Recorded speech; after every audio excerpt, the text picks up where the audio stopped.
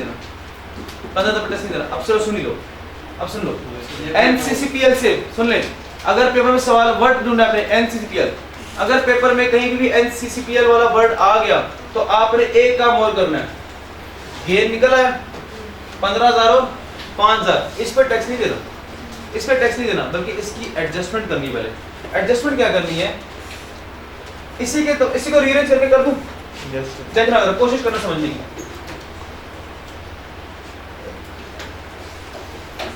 जी gain का क्या formula है, 75,000 माइनस 60,000, यहाँ से आ जाएगा गेन।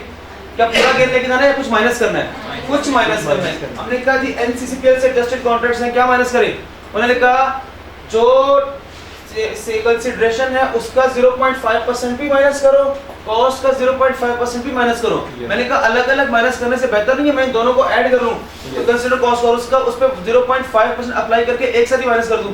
यानी कि मैं इस तरह लिखूंगा एग्जाम में जाके, मैं कहूंगा माइनस करना है 0.5% ऑफ 1,35,000।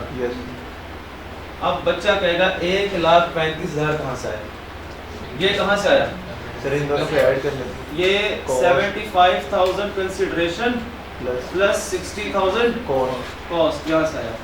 अब इसका टोटल आंसर दो कितना आया, 14,000। इसका 0.5% लो, इनका डिफरेंस लो, 15,000 में से वो 0.5% वाली अमाउंट माइनस करो, कितना आ रहा है 14,325। यहाँ तक बात क्लियर हुई है, जरा खुद से करें इसका। अब P का खुद से करें, P का खुद से करें, और मैं बात समझाइए, ये NCCPL कॉन्ट्रैक्ट्स की खासियत है, और जब एडजस्ट होते हैं जी। कितनी कंसीडरेशन है, 40,000 कंसीडरेशन है, कॉस्ट कितनी है 35,000 कॉस्ट है, इसमें से कितना माइनस करूं 0.5% किसका लूं, इन दोनों को ऐड कर दो, कितना 75,000। अब बच्चा कहेगा सर ये 75,000 कैसे आया, कंसीडरेशन और कॉस्ट को ऐड कर दे, 4,625। अब दोनों का ऐड करता है, गेन कितना आ रहा है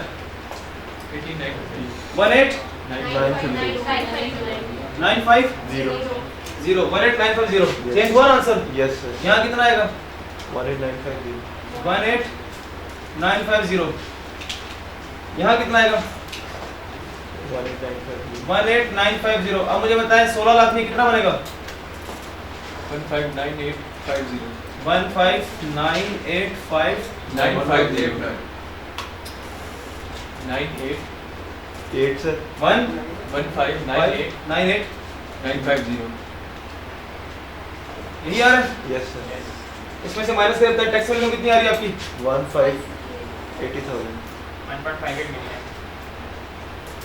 15,880। अब इसके बाद टैक्स भी अरेंज है इसका, सर एक 0 ये सही है, हाँ वो तो इसी पे आ रहा है। कितना था ये 166,000। अभी पूरा कॉन्सेप्ट है।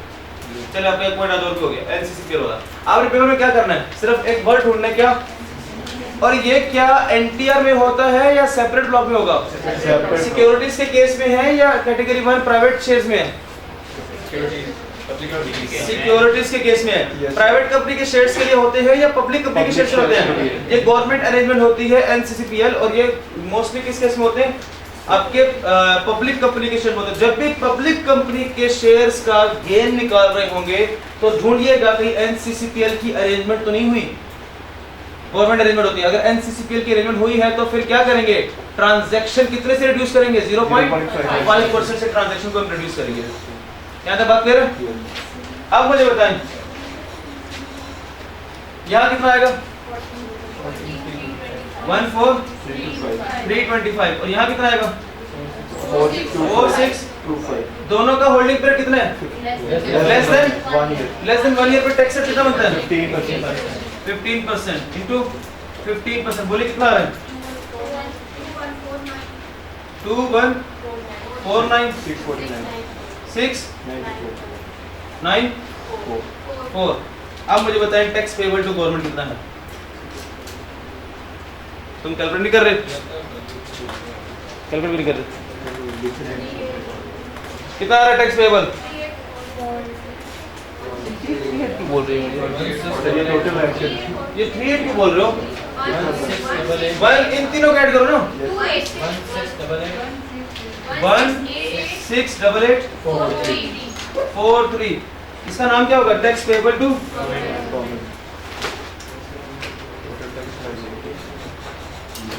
इसको 100% सवाल समझ आया।